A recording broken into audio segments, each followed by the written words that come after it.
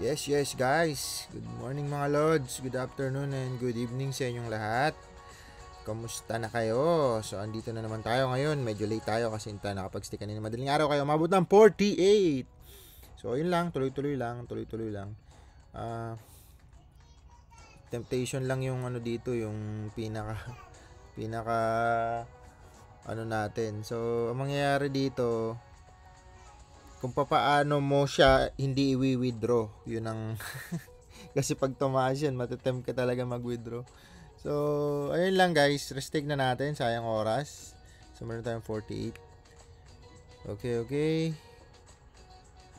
Stake natin yan dyan. Okay, madalian lang to guys kasi may gagawin ako. So, tapusin na natin ang bilisan. Yung update sa mga ganun pa rin naman sa mga Bitcoin. So, umangat si Bitcoin, na break niya ata kagabi yung all-time high niya ngayong taon.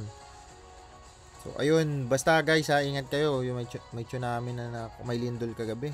So, sa bandang Mindanao, sa mga malalayo, sa Mindanao ng mga followers natin, ingat-ingat guys.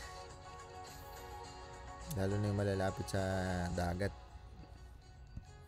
Pag nag-tsunami kasi, yun, bigla na lang nawawala yung tubig sa dalampasigan eh. Ibig sabihin, may magkaka-tsunami. By the way, hindi naman tayo expert para doon. Crypto muna tayo. So, tapos na tayo mag-swap. Ito ay swapping pa lang pala. Ayan, mas swap na natin. Okay. Daming NFT ngayon guys, na NFT games. Daming nagre-recruit sa akin, mga offline, mga kaibigan natin na whales. Bahala sila. Basta tayo, pa rin. Dito lang tayo sa mga token na medyo, kumbaga, subok. Pwede naman siguro maglagay lang doon mga extra pera lang, pakisama. Pero, hindi ko ma-encourage yun doon sa mga walang extra pera. Kasi mahirap masunog. Alam naman kasi natin may dulo yun eh. So, ayun. Kasi sabay nga ngayon yung mga ganon. Dahil pa-bull market. Dami sumasabay na NFT games. Na fly by night yung concept. Siyempre, nakaka-encourage talaga. Lalo na pag may community. Halimbawa, mga online marketer, mga networker, yan. Mga leader, mga magagaling na speaker, mga may idea sa mga taya-taya, may idea sa mga investment, yung mga pataya-taya. So, may ganun kasing community. May mga community kasi para doon. At may mga taong kumikita kasi doon, kaya binabalik-balikan yun. So, ayun lang. Pero, ang ma-advise ko lang sa inyo, kung papasok kayo sa ganun, dapat extra pera nyo lang. Extra pera nyo lang ang ilalagay nyo. At saka, kumbaga, mawala man, hindi masakit. Yun yung ibig sabihin. Kasi very high risk nga siya. High reward, high risk. Ganun naman. Okay. So, tapos na tayo sa ating activities today. Meron na tayong, check natin, 34,800. Lapit na mag-35 guys. So, iniisip ko paano ako hindi matatempt na Sabagay, sanay naman tayo sa bull market. Okay, yan. So, talaga, hintayin natin mag-8,000 to. Ang presyo. So, check natin ngayon ang presyuhan ni... Sa mga nagtatanong ano daw yung portfolio ko sa mga NFT games, ipapakita natin maya-maya. Okay, si Bitcoin, 2.1 na siya. All-time high niya kahapon. At ang market ngayon, grabe 86 na 'Di ba? Yung kwentuhan natin 81 lang, 70 plus nga lang 'yan eh. So ito guys, i-monitor niyo lang 'to lagi. Pag tumaas yan, matik. So tataas pa 'to ng todo. Kasi pa bull market nga. So timing naman, sabi ko nga sa inyo, pag pa-bull ang market, pataas. Ulitin natin, drawing natin pag pa-bull market, yung mga strong coin na mga institusyon na ang i-up niyan, 1, 2, 3, 5 lang, mga ganon. Max na yon. Or 10 siguro, depende. Pero pag mga NFT games naman, based sa experience ko, times 100, times 70, so ganon.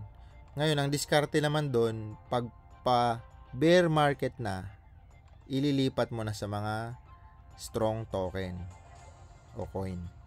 Okay, ganun lang yun guys, para yung, kasi pag pa bear market na matik din yung doble ng minus ng pababa ng pera mo, ay grabe din. Kaya yun ang diskarte dun. Pagpa-bull, dun ka sa mga NFT token. Pagpa-buy, pagpa-bear, lipat mo dito. Ganun lang yun guys ha. Napakasimpleng tip nun pero sobrang effective nun. Okay, puntahan na natin yung eto, ginawa ko na ng 3 kasi 3.3 pa lang naman na ilagay ko dito. So, kumita na siya ng 1.2. Almost 10 days pa lang to. Okay. Hindi ko pa kasi nabibili yung iba. Kaya, ginawa ko lang muna siyang ano. So, dapat 4.5 yan. Okay. So, ang kinita niya na ito. Ito yung mga listahan ng NFT token na linagyan ko ngayon. 10 days ago pa lang to. So, ito, linagyan ko 100. Ito na kinita niya 132 kaya 232 na yan. So, ito na kinita. Doble na, lagpas pa. So, ayan. Yun ang sinasabi ko sa NFT games. So, pansinin mo, sa Bitcoin, hindi pa naman siya nagdodoble. Pero dito, doble na. Yun lang naman. Kasi yun nga, pag bumaba naman to, doble-doble din. Okay? So, ayan, kumita na siya ng 1.2. Yung iba kasi dito, binili ko kahapon lang, nung isang araw lang eh. Kaya parang 3 days pa lang, 4 days. So, pero suma total, tinan nyo, doble na, doble na, doble na, doble na. Ito, malapit na madoble. Ito, malapit na din. Malapit na, malapit. So, ayun, medyo lugi lang tayo dito banda sa baba. Ito mga to. Okay, so ganun lang talaga. Diversify lang, hindi lang sa isang token. Para kung may sumoblema na iba, at least, okay lang din. Ito, recommended din to ng ibang mga kilala kong whales. So, ayun, naglagay lang ako ng tagwa 100,000 dito. Ayan. So, nasa sa inyo kung sundan nyo to, i-post nyo lang yung video yan. Babagalan lang natin. Ayan, nasa sa inyo kung susundan nyo yan.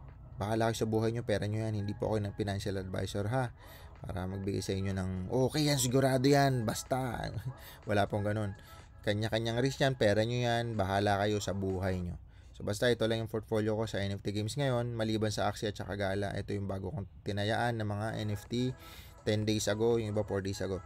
So, maraming salamat ulit sa inyo guys. Again, meron tayong update natin today. Meron tayong 34,828. So, maraming salamat ulit sa inyo. Madali ang video lang to. Thank you again. See you tomorrow. Thank you guys. Bye. Love you.